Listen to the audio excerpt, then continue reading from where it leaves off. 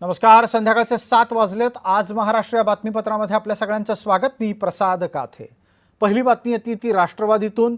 राष्ट्रवादीमध्ये सगळं काही आलबेल चाललेलं आहे असं वाटू लागलं असतानाच सुनेत्रा पवार यांच्या अध्यक्षपदाला आव्हान मिळालंय.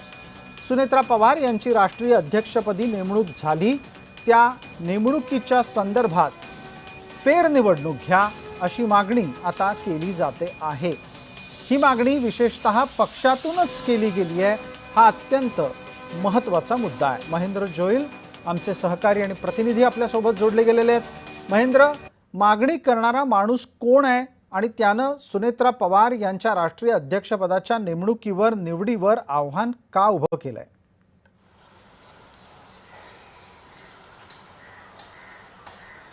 नक्कीच प्रसाद सर, सच्चिदानंद सिंग नावाचे हे सचिव म्हणून राष्ट्रवादीमध्ये होते. आता सध्या ते या पक्षात नाही आहेत आणि त्यांनी सुनेत्रा पवार यांच्या राष्ट्रीय अध्यक्षपदाला जे आहे ते त्यांच्या वकिलामार्फत एक नोटीस पाठवली आणि एक आव्हान देण्यात आलं आहे. त्याचबरोबर हे आव्हान प्रफुल्ल पटेल आणि ब्रिजमोहन श्रीवास्तव यांच्याही निवडीला त्यांनी आव्हान दिलं आहे. एकंदरीत अजित पवार यांच्या निधनानंतर जो वाद चालला होता त्याला कुठेतरी आता हा दुजोरा म्हणावा लागेल, कारण एकंदरीत राष्ट्रवादीमध्ये आता आलबेल नाही आहे आणि या सगळ्या राष्ट्रीय अध्यक्षपदाला आता थेट आव्हान देण्यात आलेलं आहे.